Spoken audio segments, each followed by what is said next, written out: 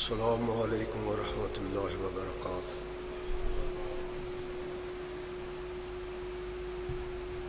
الحمد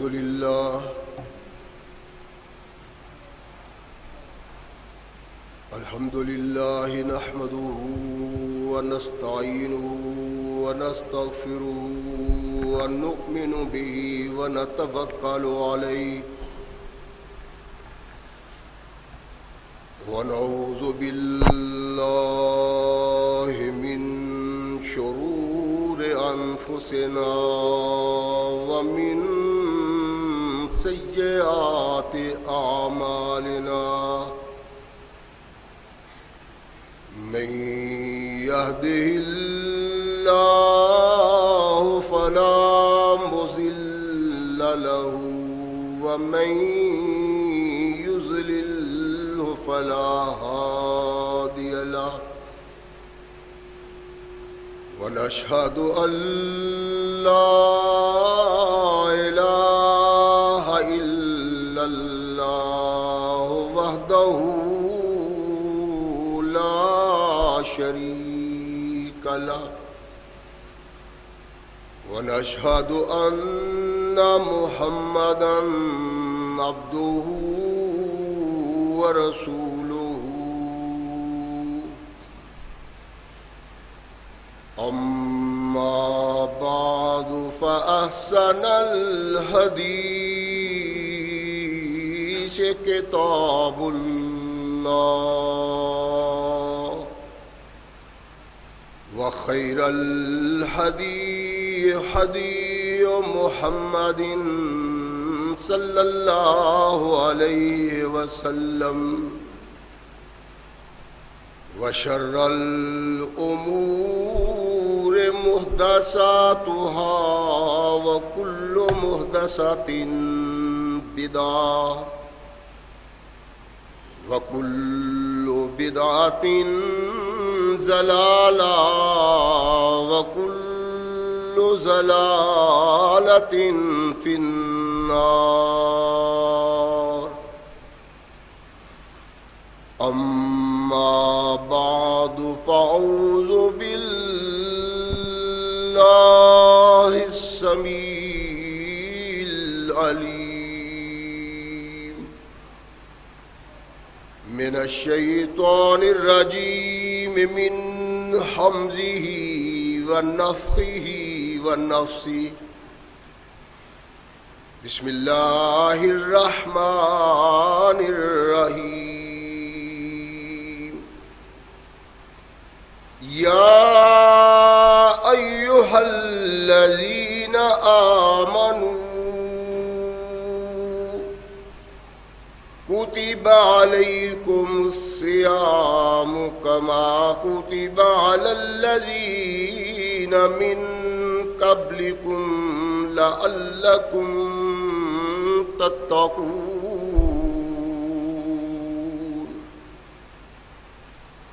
صدق اللہ مولانا العظیم وصدق رسولہ النبی الکریم۔ ہر قسم کی حمد و ثنا، تعریفات و توصیفات اس خالق و مالک کے لیے ہیں جس نے اس ساری کائنات کو تخلیق دیا اور اس کی حسن و آبادی کے لیے حضرت انسان کو تخلیق فرمایا۔ کروڑوں درود و سلام اس ہستی اقدس و مقدس پہ کہ جس کا نام نامی اسم گرامی ہے محمد۔ لاکھوں رحمتیں ان نفوس قدسیہ پہ کہ جنہوں نے سرور کائنات علیہ الصلاۃ والسلام سے اس ضابطۂ حیات کو وصول کیا اور اس کو ہم تک پہنچانے کے لیے اپنا تن من دھن قربان کر دیا۔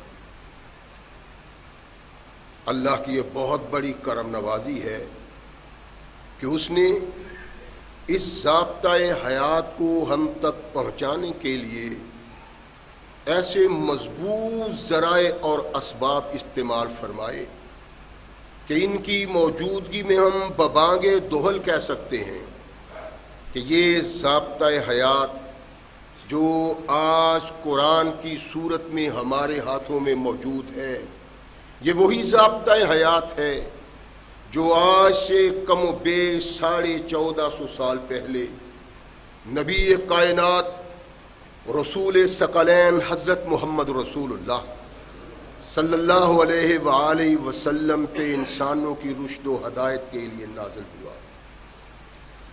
اللہ کی اس کرم نوازی پہ ہم جس قدر بھی اس کا شکریہ ادا کریں، کما حق کا ہو اس کا شکریہ ادا نہیں ہوتا، اس لیے کہ یہ ضابطہ حیات وہ دستور المتقی ہے کہ اگر انسان اس سے تعلق پیدا کر لے تو یہ قرآن اس کی دنیاوی زندگی میں ایک عظیم انقلاب پیدا کر دیتا ہے، اور اگر اس کو اپنے جسم و روح پہ جاری و طاری کر لیا جائے تو یہی وہ واحد ضابطہ حیات ہے جو انسان کو دنیا کے ساتھ ساتھ عقبہ کی کامیابی کی ضمانت بھی دیتا ہے۔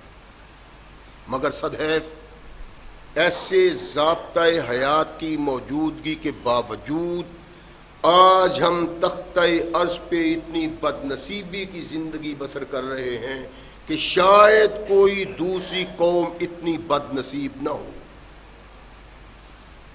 اس کا سبب کیا ہے؟ اس کو پانے کے لیے چند لمحات اپنے اندر ڈوبنا پڑے گا، اور اگر ہم اپنے اندر غوطہ زنی کر کے اٹھیں گے تو ہماری رہنمائی ہو جائے گی کہ ہماری اس بد نصیبی کا سبب کیا ہے۔ قرآن سے دوری، محمد رسول اللہ صلی اللہ علیہ وسلم کے فرمان سے دوری، دنیا و آخرت کی کامیابی اللہ اور رسول کی اطاعت میں ہی مضمر ہے۔ اگر اس میں کمی آ جائے تو پھر بد نصیبی کی ابتدا شروع ہو جاتی ہے، اور جب تک کلمہ توحید و رسالت پڑھنے والے اللہ اور رسول سے وابستہ رہے،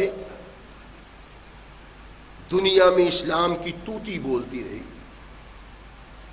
جوں جوں اعراض ہوتا گیا، پہلو تہی ہوتی گئی، دور ہٹتے گئے، اللہ کی رحمت ہم سے روٹتی گئی اور ہم ذلت و نکبت کے سپرد ہوتے چلے گئے۔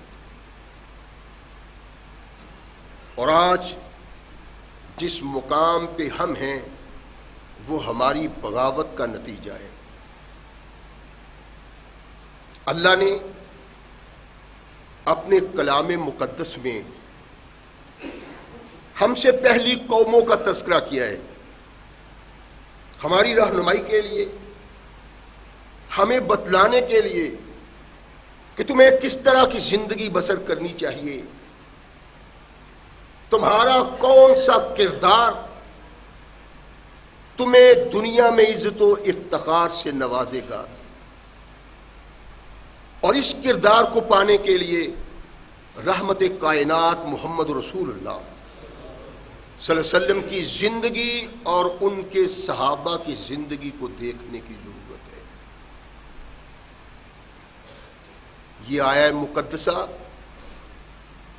ہمیں ترغیب دلاتی ہے، رہنمائی کرتی ہے، ہمیں بتلاتی ہے کہ اتقا، پرہیزگاری،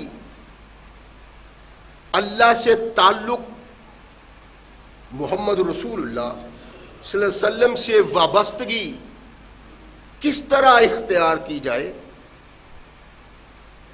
کہ ہم وہ عزت و افتخار حاصل کر سکیں جو ہمارے آباء و اجداد کو حاصل تھا۔ ارشاد فرمایا کہ وہ یوں ہو سکتا ہے کہ تم اللہ کے فرمان کے مطابق روزہ رکھو،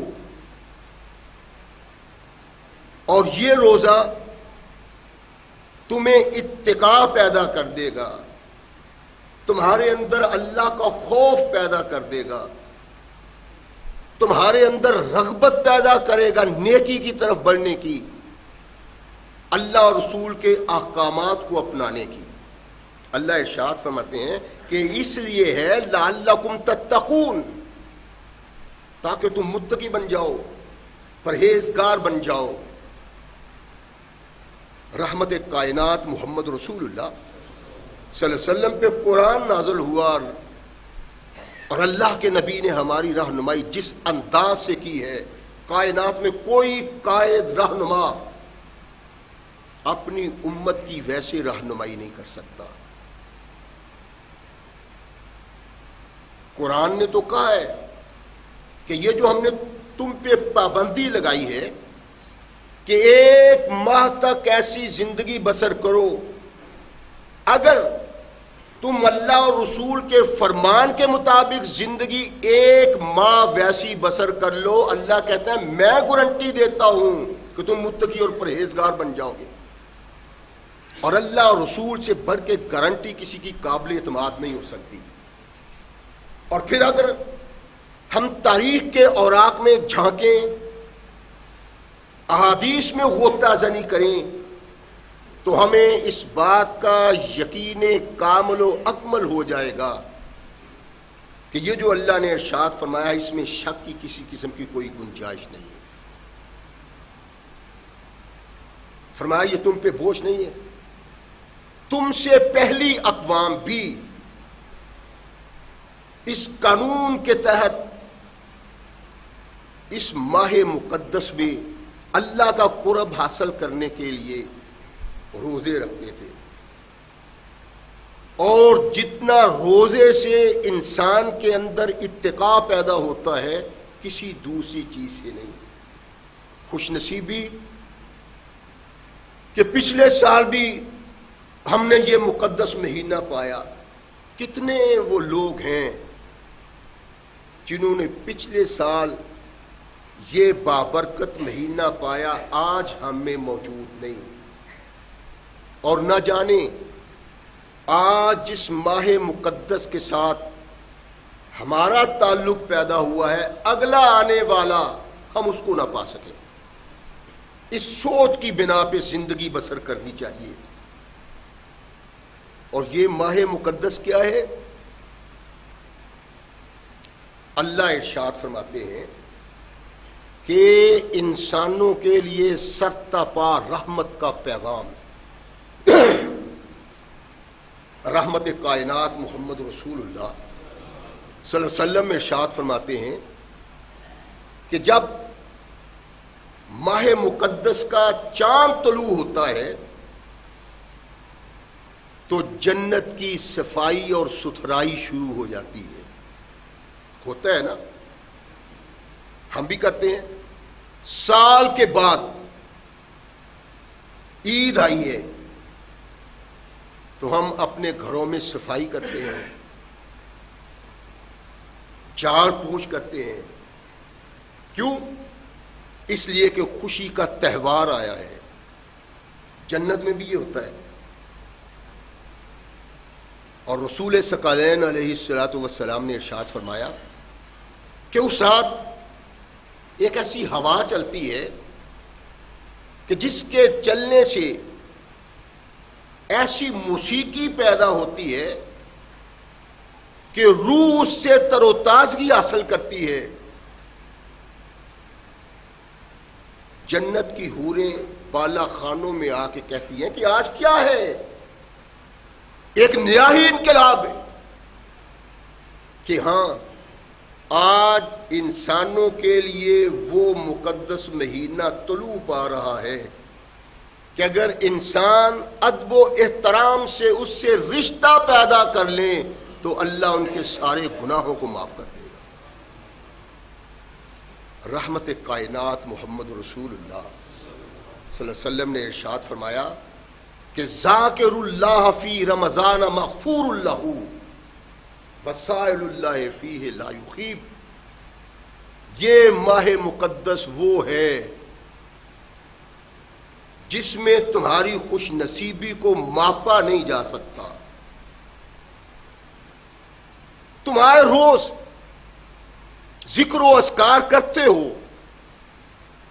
یہ تمہارے لیے اللہ کے قرب کا سبب ہیں، لیکن ماہ مقدس میں تم جو ذکر و اذکار کرو گے، اس میں مصروف ہو جاؤ گے، مغفور اللہ رحمت کائنات نے ارشاد فرمایا کہ اس ماہ مقدس میں اللہ کا ذکر کرنے والوں کو پیغام ہے کہ اللہ تمہارے تمام گناہوں کو معاف کر دے گا، مغفور اللہ، بخشے ہوئے۔ اور جو اللہ سے مانگتا ہے 11 ماہ تک اللہ سے مانگتا رہا، درخواست کرتا رہا، التجا کرتا رہا، جولی پھیلاتا رہا، لیکن کچھ نہیں، فرمایا یہ مہینہ آ گیا ہے، اپنے اللہ کے دربار میں سر جھکا، درد سے آنسو بہا، تو جو دعا کرے گا اللہ قبول کرے گا۔ اور رحمت کونین محمد رسول اللہ صلی اللہ علیہ وسلم ارشاد فرماتے ہیں کہ 3 افراد ایسے ہیں جن کی دعا رائیگاں نہیں جاتی، وہ ضرور قبول ہوتی ہے۔ ایک وہ حکمران جو عادل ہے، منصف ہے، اور وہ انسان جس پہ ظلم و ستم ہوتا ہے، والصائم حتی یفطرا، اور تیسرا روزے دار ہے، جب تک وہ روزہ میں ہے دعا کرتا ہے، اللہ دعا ضرور قبول کرتا ہے اس کی۔ اور یہ ماہ مقدس ہمارے لیے خوش نصیبی کی علامت ہے۔ یہ جو اللہ نے ارشاد فرمایا ہے، رسول اللہ صلی اللہ علیہ وسلم ترجمان ہے اللہ کے، تو یہ کیا واقعی روزہ دار انسان اس مقام پہ ہے کہ اس کے منہ سے نکلنے والا کوئی کلمہ ابھی مکمل نہیں نکلتا کہ اللہ اس کو پورا کر دیتے ہیں؟ روزے دار کی بات ہے، لیکن روزے دار ہے کون؟ کس روزے دار کی بات ہے؟ کون سا روزہ دار اس ماہ مقدس میں اللہ کا مقرب بن جاتا ہے، اس کو اللہ کا قرب حاصل ہو جاتا ہے، اللہ اس پہ رحمت کی برکھا برساتے ہیں، اللہ منتظر رہتے ہیں کب یہ مجھ سے مانگتا ہے، اس کے دامن کو اللہ اپنی رحمت سے بھر دیتے ہیں۔ کون ہے وہ؟ یہ روزہ جو ہم رکھتے ہیں، یہ روزہ صرف بھوک پیاس کا نام نہیں ہے کہ آدمی صبح سے لے کر شام تک بھوکا اور پیاسا رہے، نہیں، بلکہ کونین کے آقا محمد رسول اللہ ثقلین کے تاجدار علیہ الصلوۃ والسلام نے ارشاد فرمایا کہ روزہ آنکھ کا بھی ہے، روزہ کان کا بھی ہے، روزہ زبان کا بھی ہے، روزہ ہاتھ کا بھی ہے، روزہ پاؤں کا بھی ہے۔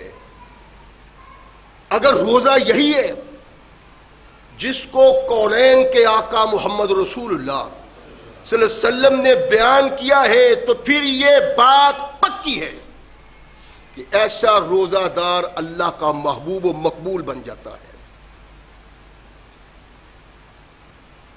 یہ بہت آوارہ آنکھ رکھتا تھا، آنے جانے والی عورتوں پہ، بچیوں پہ اس کی نگاہ بے قابو ہو کے پڑتی تھی۔ ماہ مقدس آ گیا، عادت کی بنا پہ اس کی نگاہ اٹھتی ہے، ابھی کسی عورت پہ، کسی لڑکی پہ نہیں پڑتی کہ اندر سے آواز آتی ہے، انت صائم، تم نے روزہ رکھا ہوا ہے۔ اور جو ہی اس کے قلب و فکر میں یہ آواز آتی ہے کہ تو روزہ دار ہے، اس کی آنکھ جھک جاتی ہے۔ اگر آنکھ آوارہ ہے، اس پہ کنٹرول نہیں، وہ قابو میں نہیں، تو کہا تمہارا یہ روزہ اللہ کے ہاں کوئی انقلاب پیدا نہیں کرتا، کوئی اچھا انجام پیدا نہیں کرتا۔ اپنی آنکھ پہ کنٹرول کرو۔ تمہارا کان جن گناہوں سے پہلے ملوث تھا، آج اپنے کان کو اس گناہ سے محفوظ رکھو۔ تیرے کان میں موسیقی کی آواز نہیں پڑنی چاہیے۔ رحمت کونین محمد رسول اللہ صلی اللہ علیہ وسلم ارشاد فرماتے ہیں، جو آدمی رغبت سے موسیقی سنتا ہے، قیامت کے دن اس کے کانوں میں پگھلا ہوا تانبا ڈالا جائے گا۔ دوست آیا، بھائی آیا، یار آیا، اس نے غیبت کی،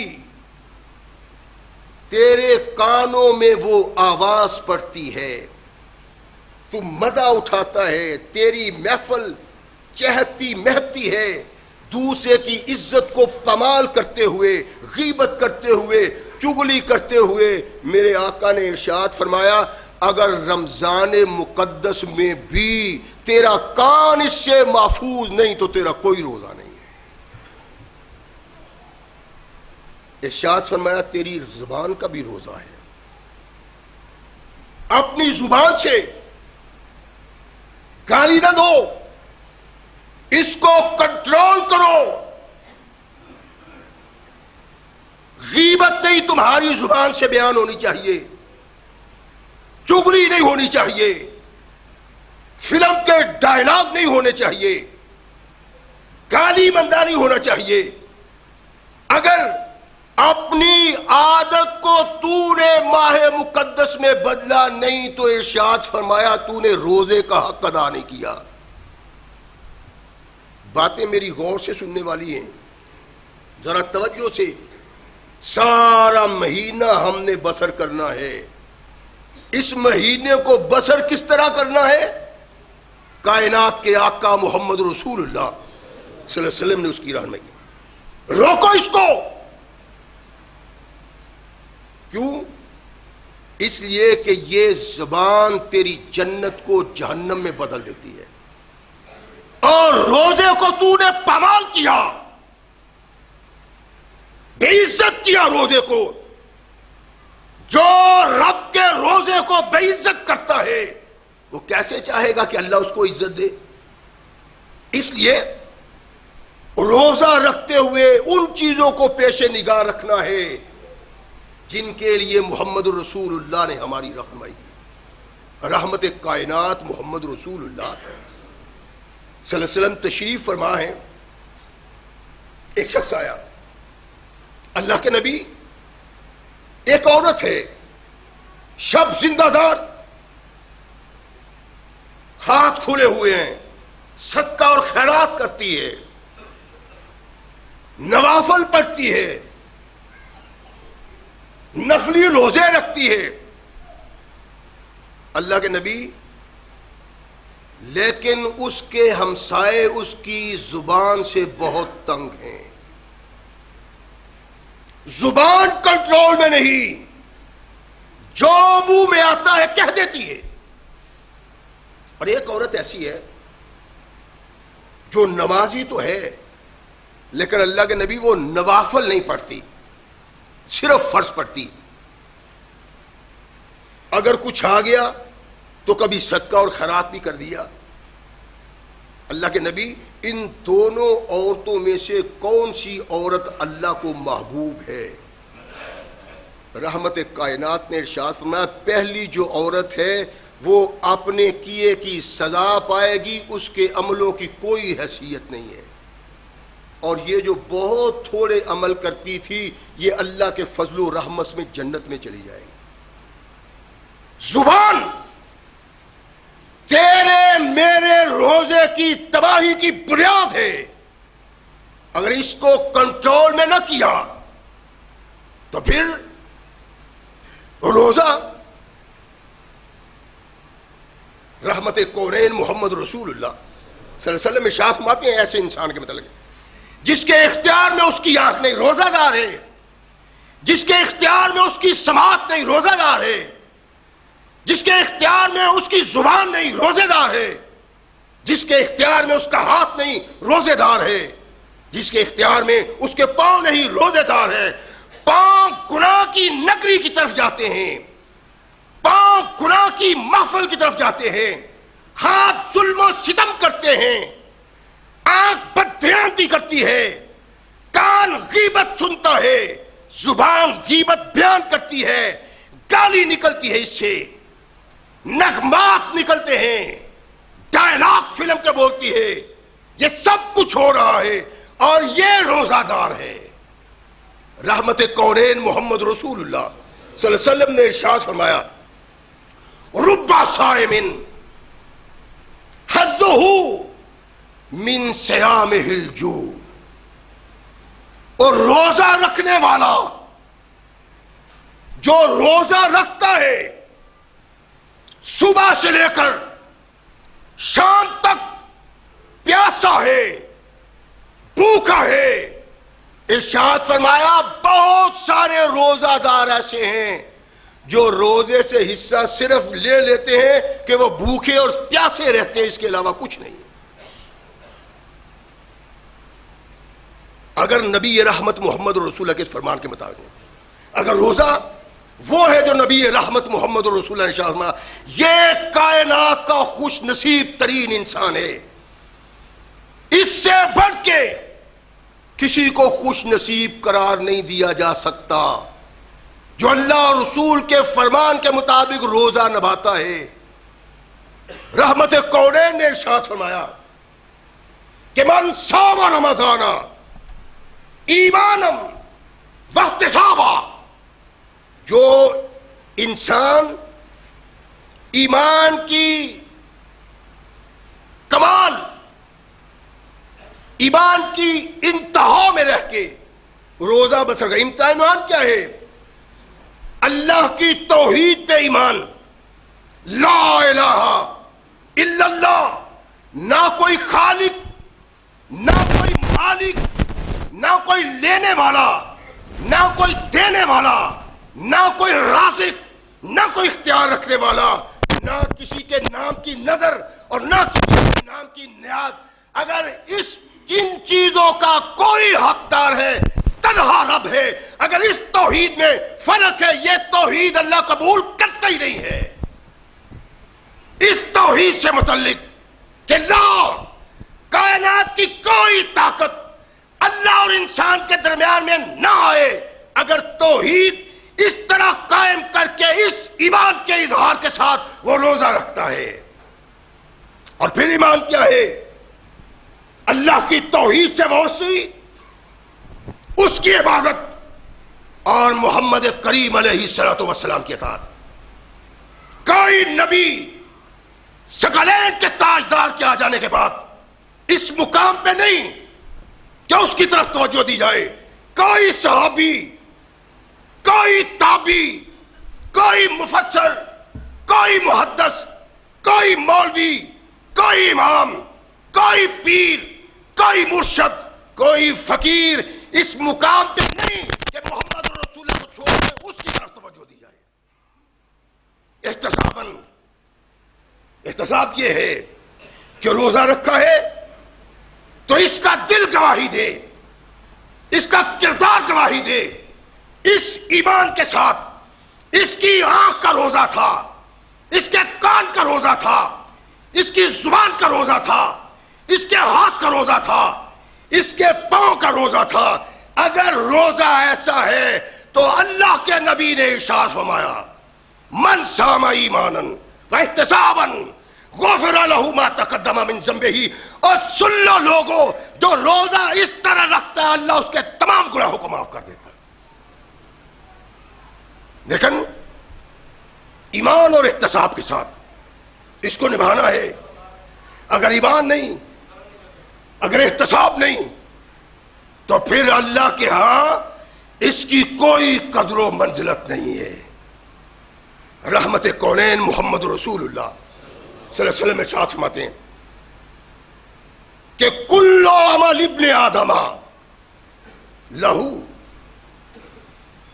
آدم کا بیٹا جو بھی عمل کرتا ہے نا، جو بھی نیکی کرتا ہے نا، خیرات کرتا ہے،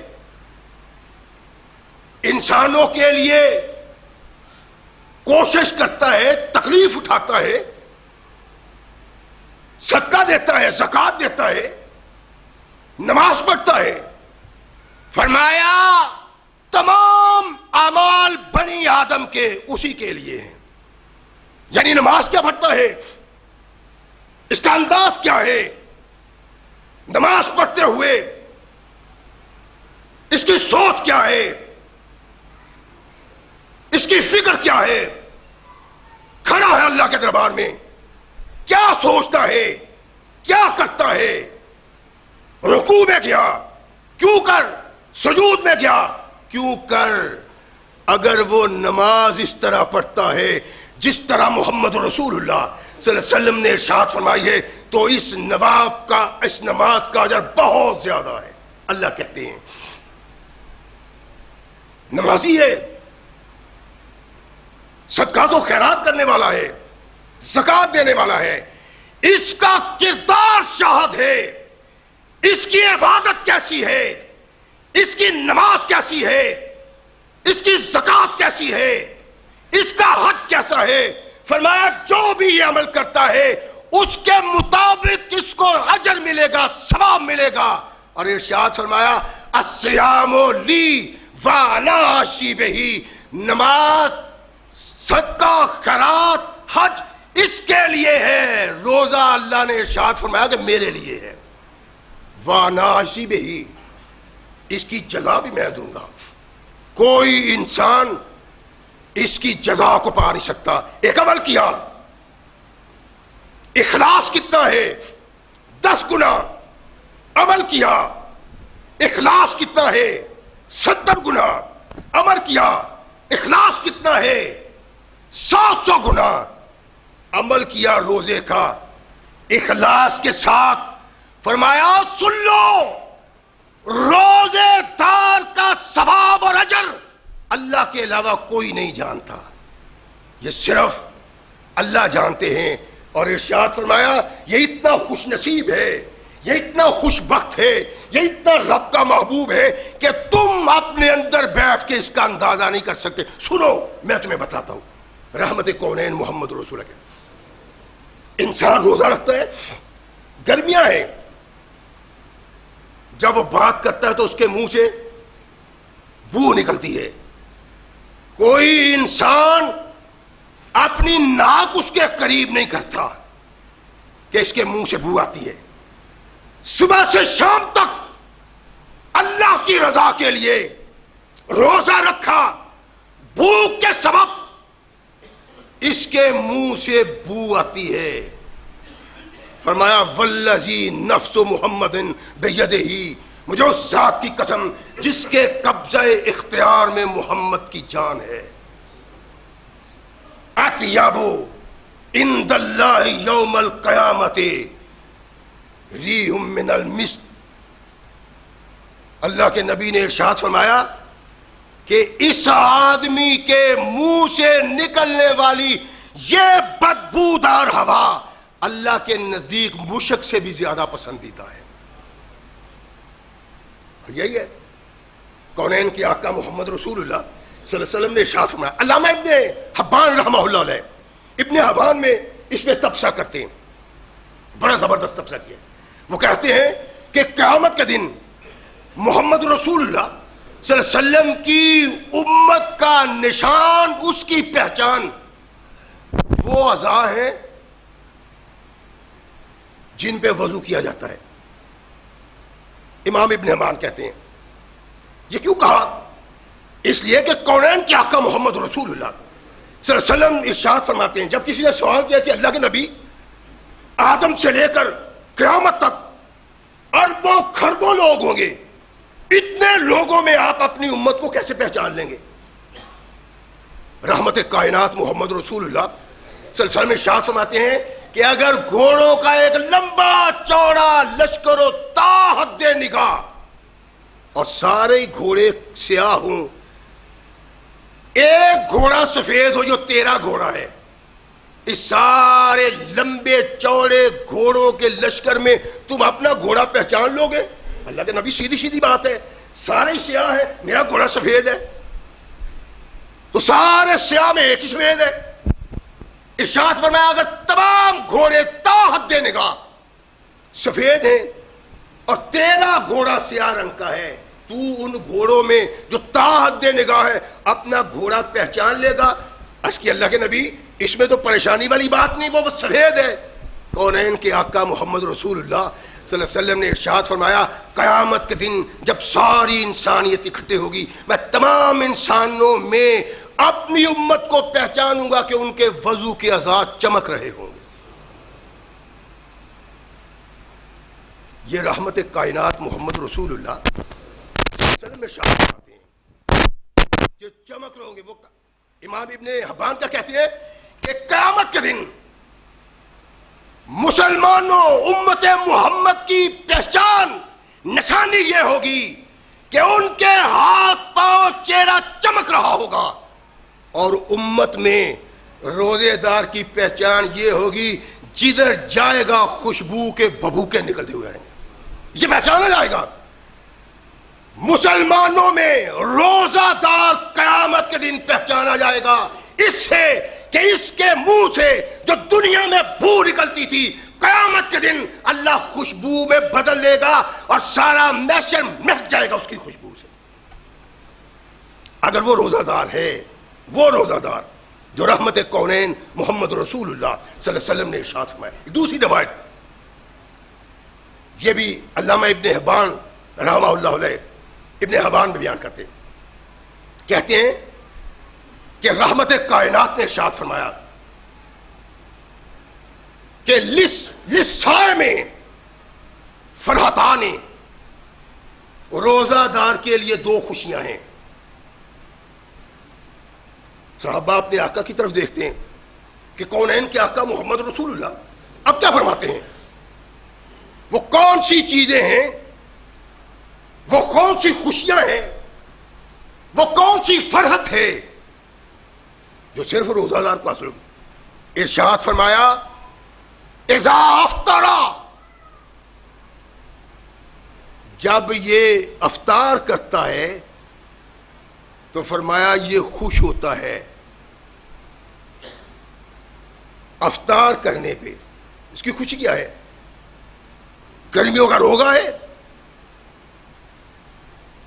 12 گھنٹوں کا 14 گھنٹوں کا روزہ، حلق میں کانٹے چبھ رہے ہیں، زبان خشک ہے، پیاس سے جان نکلتی جا رہی ہے، لیکن اس کی زبان سے اف نہیں نکلتا۔ یہ اپنے رب کی رضا کے لیے اس پیاس کو قبول کرتا ہے، برداشت کرتا ہے، اس تکلیف کو برداشت کرتا ہے، اس بھوک کو برداشت کرتا ہے۔ جب روزے کے افطار کا وقت ہوتا ہے تو اللہ کے نبی نے کہا افطار کرتا ہے فرحا، افطار پہ اس کو خوشی حاصل ہوتی ہے۔ کیوں ہوتی ہے؟ کہ جب ایسے پریشان تکلیف دہ حالات میں تھوڑا سا ٹھنڈا پانی منہ کو لگتا ہے، انتڑیاں تر و تازہ ہو جاتی ہیں، اس کا دل خوش ہو جاتا ہے۔ کہتا ہے ذهب الظمأ وابتلت العروق وثبت الاجر انشاءاللہ، پیاس گئی، تر و تازہ ہو گئی انتڑیاں، اللہ کے فضل و رحمت سے اس کا اجر بھی ثابت ہو گیا۔ یہ منہ سے ادا کرتا ہے، آسمان سے آواز آتی ہے تیرا روزہ قبول کر لیا اور تجھے جزا بھی دے دی گئی۔ یہ اس کی فرحت کا موقع ہے، یہ اس کی انبساط کا موقع ہے، یہ اس کی خوشی کا موقع ہے۔ وَلَقِيَ اللَّهُ فَرِحَ بِصَوْمِهِ، فرمایا جب اللہ کو ملے گا تو اپنے روزے کی بنا پہ وہاں بھی خوش ہوگا۔ سب سے بڑا پیغام کائنات کے آقا محمد رسول اللہ کا اس خوش نصیب انسان کے لیے جو رب کی رضا کے لیے روزہ رکھتا ہے، اس کے روزے میں کوئی خامی نہیں، وہ اللہ کی رضا کے لیے سب کچھ برداشت کرتا ہے۔ ساری زندگی جو اس کی خواہش رہی ہے، جو اس کا تما رہا ہے، جو وہ چاہتا رہا ہے، سب کو چھوڑ دیا کہ کہیں اس پہ عمل کرنے سے میرا اللہ ناراض نہ ہو جائے، چھوڑ دیا اس نے۔ فرمایا جب اللہ سے ملے گا نا تو اس وقت بھی اس کو خوشی ہوگی۔ کیا خوشی ہے؟ اللہ کے حضور آیا، اللہ نے انعام دیا، اس کے منہ کی خوشبو محشر کو خوشبودار کرتی ہے. اور جب اپنے روزے کا ثواب دیکھا، اجر دیکھا، اللہ کے انعامات و اکرامات دیکھے تو جھوم جاتا ہے. یہ مقام ہے جہاں روزہ دار یہ کہنے کے لیے مجبور ہو جائے گا ان انعامات کو دیکھ کے، ان اکرامات کو دیکھ کے، اس جزا کو دیکھ کے جو اس روزہ دار کو ملے گی، کاش 1 ماہ تک نہیں سارا سال ہی روزے رہتے. یہ روزہ دار کی خوش نصیبی ہے. یہ روزہ دار چاہے گا. کون سا روزہ دار؟ جو کائنات کے آقا محمد رسول اللہ صلی اللہ علیہ وسلم کے فرمان کے مطابق روزہ رکھتا ہے. وہ خوش نصیب ہے. اس کو یہ مقام ملے گا، اس کو یہ مرتبہ ملے گا کہ اللہ کے ہاں اس کی خوشی کی انتہا نہیں ہوگی. کیوں نہیں ہوگی؟ اللہ کہتے ہیں اس نے نفسانی خواہشات کو میرے لیے چھوڑا، بھوک میرے لیے برداشت کی، پانی میرے لیے برداشت کی، پیاس میرے لیے برداشت. کس طرح پیاس میرے ساتھ؟ آدمی چلتا ہے اپنے غسل خانے میں نہاتا ہے، پیاس سے بے قرار ہے، حلق خشک ہے، زبان پہ کانٹے چبھ رہے ہیں، تو یہ غسل خانے میں ہے. اب اس کو کوئی نہیں دیکھتا. چاہتا تو ایک گھونٹ اپنے اندر نگل سکتا تھا، لیکن گھونٹ نہیں نگلا. اس کو یہ علم ہے کائنات کی کوئی شخصیت نہیں دیکھتی، میرا اللہ ضرور دیکھ رہا ہے. اور اللہ کے خوف کی بنا پہ اس مقام پہ بھی وہ اپنے اندر پانی کے 2 قطرے نہیں ڈالتا. اللہ فرماتے ہیں اور اگر اس پہ قیامت کے دن میں خوش نہ ہوں تو پھر کون انسان ہے جس پہ میں خوشی کا اظہار کروں؟ اللہ کے نبی علیہ السلام ابو امامہ رضی اللہ تعالیٰ عنہ ارشاد فرماتے ہیں کہ اللہ کے نبی نے ایک لشکر تیار کیا. اس لشکر میں بھی تھا. جب روانہ ہونے لگے تو رحمت کائنات محمد رسول اللہ صلی اللہ علیہ وسلم سے میں نے عرض کیا، اللہ کے نبی ادعو اللہ لی بالشہادت، میرے لیے دعا کریں کہ اللہ مجھے شہادت کا رتبہ عطا فرمائے. اللہ کے نبی محمد رسول اللہ صلی اللہ علیہ وسلم کے صحابہ کی زندگی اور اپنی طرح غور تو کیا کریں نا. تنہا بیٹھ کے کردار صحابہ اور اپنے کردار کا تقابلی جائزہ لیا کرو. ہم دن رات دنیا کی عیش و طرب کے لیے بسر کرتے ہیں، تعلیم حاصل کرتے ہیں، سوچ و بچار کرتے ہیں، تو اس بات کی دنیا کس طرح اکٹھی کرنی چاہیے. اور میرے آقا کے غلام سوچا کرتے تھے کہ آخرت کو کس انداز سے بنانا چاہیے. یہ فرق ہے اللہ کے نبی محمد رسول اللہ کے صحابہ اور آج ہم میں. جب وہ کردار نہ رہا تو آج وہ لوگ زندہ نہیں ہیں جن لوگوں نے وہ کردار نہیں اپنایا. اللہ کے فضل و رحمت سے 2 سال ہو گئے ہمیں اصحاب رسول کی زندگی کا مطالعہ کرتے ہوئے، اور میں نے ایک بار چاہا کہ اب مجھے قیامت کی نشانیوں کا بھی تذکرہ کرنا چاہیے، اس لیے کہ حالات ایسے بن رہے ہیں کہ شاید جلد آ جائے. لیکن نوجوان جن کے دلوں میں اللہ کا خوف، دین سے محبت ہے، وہ مجھے کہنے لگا نہیں جی نہیں، یہ کام نہ کرنا. ہمیں دنیا کی ہر نیکی اور برائی کا پتہ چلتا ہے محمد رسول اللہ کے صحابہ کے کردار سے. یہ اپنی اپنی سوچ ہے نا. ہم تو دنیا اکٹھا کرنے کے لیے دن رات مصروف ہیں، دن رات ہماری خواہش ہے سب جمع و ترتیب دنیا کے لیے. یہ نہیں سوچنا حلال کھا رہے ہیں کہ حرام کھا رہے ہیں. اور حرام ہے تو تیرے لیے بھی، تیری آل اور اولاد کے لیے بھی، تیری بیوی کے لیے بھی، جن کو تو کھلاتا ہے ان سب کے لیے حرام ہے. یہ حرام اپنا نتیجہ اس وقت پیدا کرے گا جب تم اللہ کے دربار میں جاؤ گے. وَمَطْعَمُهُ حَرَامٌ وَمَشْرَبُهُ حَرَامٌ وَمَلْبَسُهُ حَرَامٌ وَغُذِيَ بِالْحَرَامِ فَأَنَّىٰ يُسْتَجَابُ لَهُ. اللہ کے نبی نے کہا سب کچھ تو اس کا حرام ہے، اللہ اس کی دعا کس طرح قبول کرے؟ لیکن ہم نہیں، خوف ہی نہیں اللہ کا، سوچا ہی نہیں ہے کبھی. اور یہی ہے کہ اللہ اگر زندگی میں ایک کام رہ گیا یہ بھی کر لوں گا. اللہ کے نبی صحابہ کیا ہے؟ اللہ کے نبی خود العلی بشہادت، میرے لیے شہادت کی دعا کریں. ثقلین کے تاجدار محمد رسول اللہ،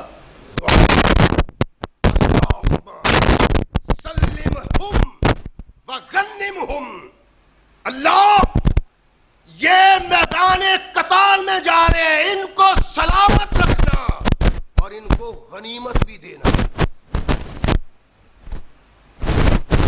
رحمت کائنات محمد رسول اللہ صلی اللہ علیہ وسلم سے درخواست کی صحابی نے، تو اللہ کے نبی کیا مانگ رہے ہیں؟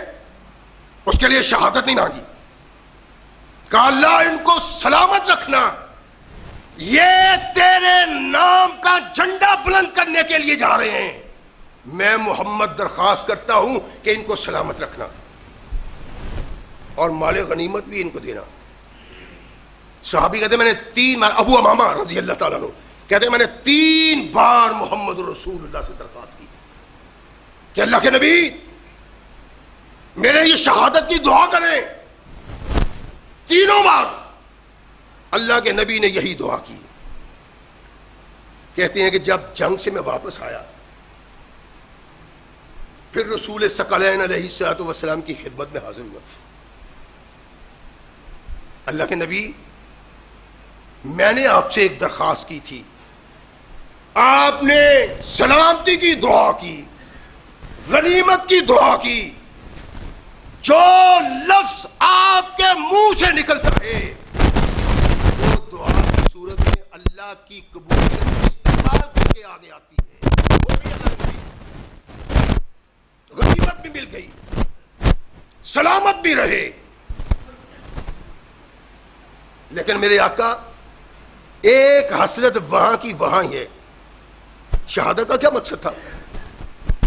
رحمت کائنات محمد رسول اللہ صلی اللہ علیہ وسلم فرماتے ہیں کہ جو آدمی اللہ کی راہ میں جہاد کرتا ہے تلوار اس کے جسم کو لگتی ہے، ابھی خون کا قطرہ زمین پہ نہیں گرتا کہ اللہ کو میں محل دکھا دیتے ہیں.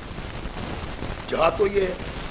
اور اسی لیے وہ کہہ رہا تھا مجھے شہادت کی دعا کرے میرے لیے. اللہ کے نبی نے نہیں مانی. آج کے اللہ کے نبی میں شہادت کی درخواست کرتا تھا، آپ یہ دعا مانگتے ہیں. یہ تو ہوئی، ہم سلامت بھی رہے، غنیمت بھی ملی. اللہ کے نبی میری سوچ یہ ہے کہ آپ مجھے وہ عمل بتلائیں ادخلوا بہ الجنہ، جو عمل کر کے میں جنت میں چلا. ان کے سامنے عاقبت کی کامیابی، تم دنیا کی کامیابی کے لیے غرق ہو گئے. دنیا میں کیا دنیا ہے جس کے متعلق کونین کے آقا محمد رسول اللہ صلی اللہ علیہ وسلم نے ارشاد فرمایا الدنیا جیفۃ وطالبہ فلاح. یہ مردار ہے اور سب کچھ چھوڑ چھاڑ کے پیچھے پڑنے والا کتا ہے. مومن ہو، مسلمان ہو، دن رات تمہاری تغدو یہ ہے، رات کو سوتا نہیں. کیوں؟ آدھی رات کو اٹھ کے اللہ کے دربار میں کھڑا ہونا ہے؟ نہیں. سوچ و بچار کرتا ہے، غور و فکر کرتا ہے اس دنیا کو کس طرح اکٹھا کیا جائے. یہی سوچ ہے. نہ دن سکون نہ رات سکون، دنیا ہی دنیا ہے. کونین کے آقا محمد رسول اللہ صلی اللہ علیہ وسلم کے صحابہ دنیا کو پاؤں کے نیچے پامال کرتے تھے، ان کے سامنے صرف آخرت تھی. اللہ کے نبی وہ عمل بتا دیجئے ادخلوا بہ الجنہ، اس کی بنا پہ میں جنت میں داخل ہو جاؤں. ثقلین کے تاجدار محمد رسول اللہ ابو امامہ نے دیکھا، ارشاد فرمایا علیک بالصوم وانہ لا مثل لہ. فرمایا روزہ رکھ لیا کرو، روزے سے بڑھ کے کوئی عمل نہیں. اور جس عمل کو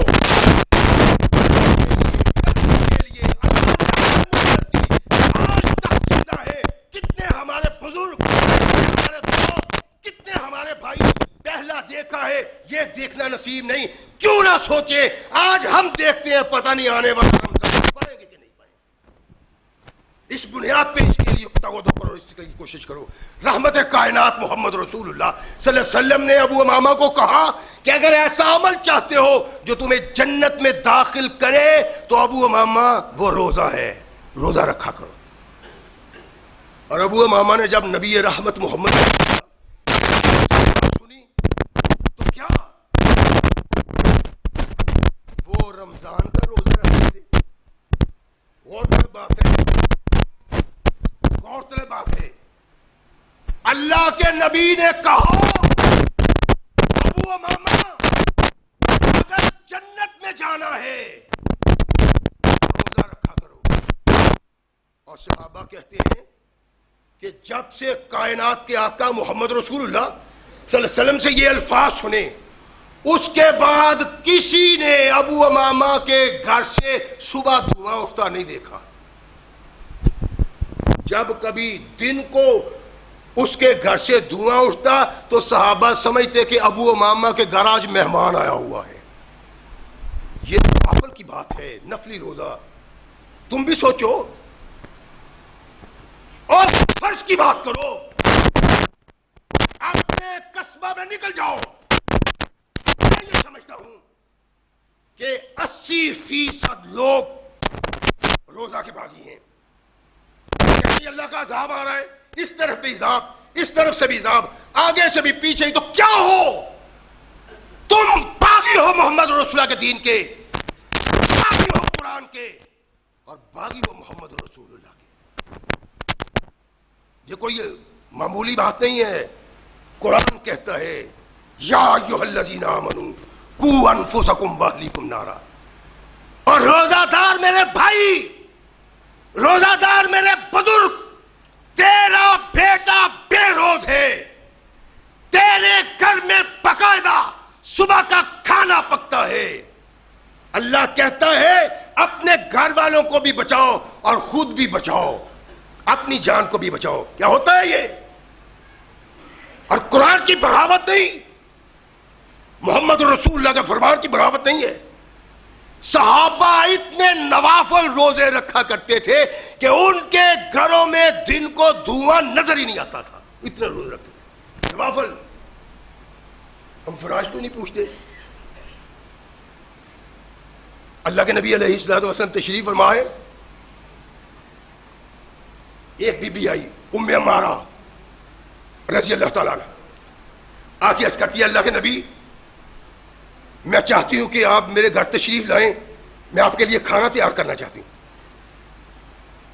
صحابہ کی یہ عادت تھی اگر کوئی اچھا گھر میں کھانا آ جاتا نا، کہیں سے آ جاتا، تو وہ نبی کائنات محمد رسول اللہ کو ضرور دعوت دیتے کہ ہم کھائیں اور اللہ کے نبی نہ کھائیں.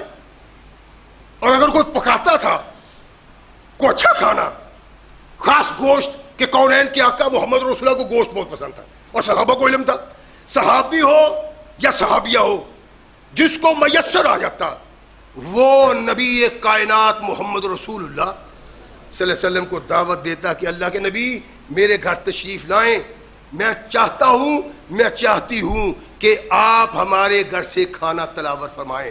اور میرے آقا نے کبھی کسی کو انکار نہیں کیا تھا. ہماری یہ بد نصیبی ہے، دعوت اول تو دینے والے کوئی نہیں، اگر وہ دینے والا ہوتا ہے تو ہم ہی انکار کر دیتے ہیں. بغاوت ہے محمد رسول اللہ کی. کرنی چاہیے قبول اور دینی چاہیے دوسرے کو. اللہ کے نبی میرے گھر تشریف لائیں، رحمت کائنات محمد رسول اللہ صلی اللہ علیہ وسلم ارشاد فرمایا کہ ضرور آؤں گا. اللہ کے نبی تشریف لے گئے. دوپہر کے کھانے کے وقت دسترخوان بچھا محمد رسول اللہ کے سامنے، اس صحابیہ نے کھانا رکھا. اللہ کے نبی تناول فرمائے، ارشاد فرمایا ام عمارہ تم بھی آؤ. اس وقت مرد اور عورتیں، دوست و احباب کے گھر میں کھانے تھے، کھاتے تو اکٹھا کھا لیتے تھے ایک ہی برتن سے. یہ جدا جدا کب سے ہوا ہے؟ ثقلین کے تاجدار محمد رسول اللہ صلی اللہ علیہ وسلم نے دعوت دی. ابو بکر صدیق بھی تھے، عمر فاروق بھی، علی مرتضیٰ، عثمان، یعنی بڑے بڑے صحابہ نبی پاک صلی اللہ علیہ وسلم دعوت دی. وہ کھا رہے ہیں.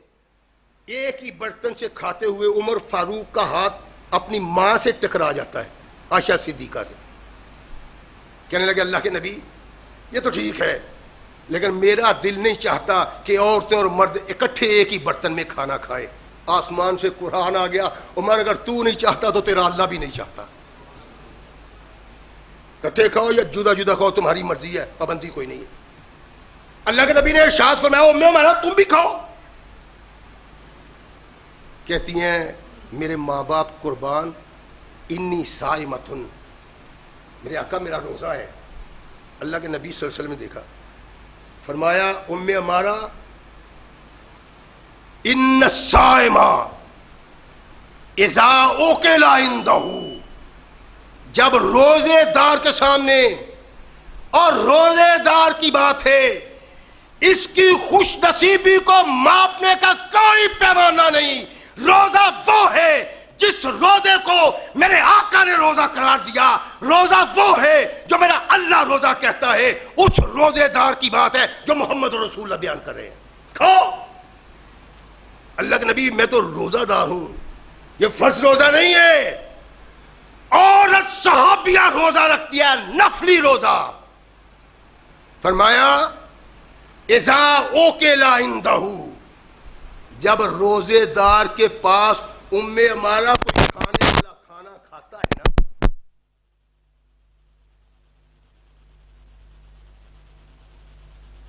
پیاس ہے،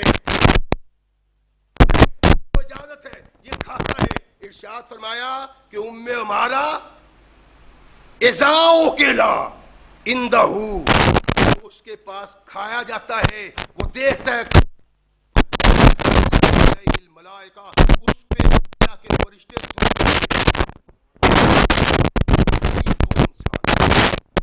روزہ رکھتے ہیں. نفلی کی یہ حیثیت ہے، اس کا تجزیہ آپ فرض کریں.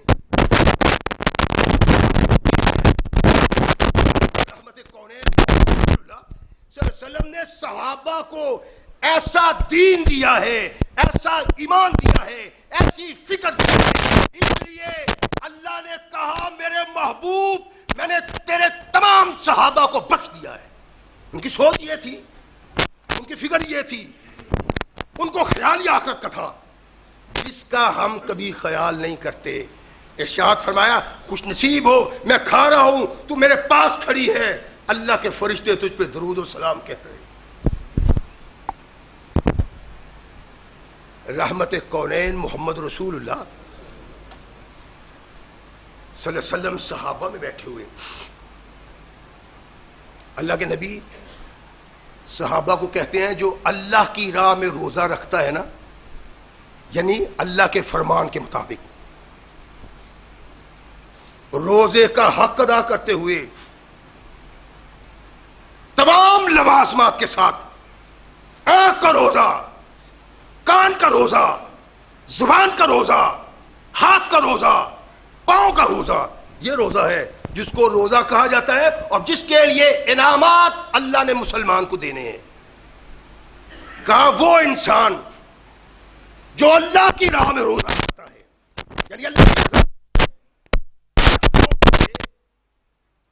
اللہ کے ہاں محبوب بننے کے لیے جو آدمی روزہ رکھتا ہے، فرمایا عاد اللہ بذالک اليوم وجہہ عن النار 70 خریف. جو اللہ کی رضا کے لیے، اللہ کی محبت میں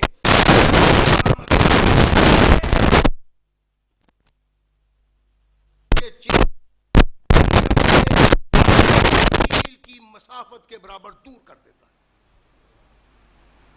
ایک دن کا روزہ 70 دن کی مسافت کے بقدر مومن کے چہرے کو دور کر دیتا ہے. اور 30 ماہ کے روزے کی حیثیت کیا بنے گی. کونین کے آقا محمد رسول اللہ صلی اللہ علیہ وسلم نے ارشاد فرمایا کہ جو آدمی رمضان المقدس پاتا ہے اور پھر وہ بخشا نہیں جاتا فعبادہ اللہ، اس بنا پہ اللہ کے نبی نے اشارہ دوری ہو اس کے لیے، وہ اللہ کے ملعون ٹھہر جاتا ہے.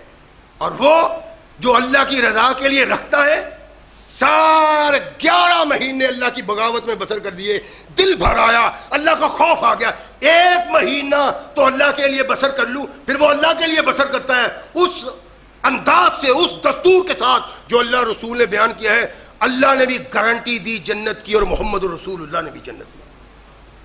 یہ ہمیں اللہ نے موقع دیا ہے، آئیے اس موقع سے فائدہ اٹھائیں اور ویسے رمضان المقدس کو نبھائیں کہ قیامت کو رمضان کا مہینہ ہمارے لیے اللہ کے ہاں سفارشی بن جائے۔ اللہ مسلمان کو صحیح مسلمان بننے کی توفیق عطا فرمائے۔ وآخر دعوانا